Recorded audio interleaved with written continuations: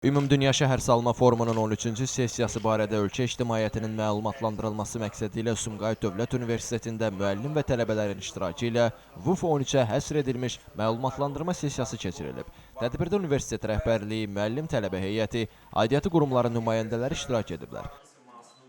Hal-hazırda Sumqayıt şəhərində, Sumqayıt Dövlət Universitetində biz VUF 13 festivalı çərçivəsində tanıtım və məlumatlandırma sessiyası keçiririk tələbə və müəllim heyəti üçün.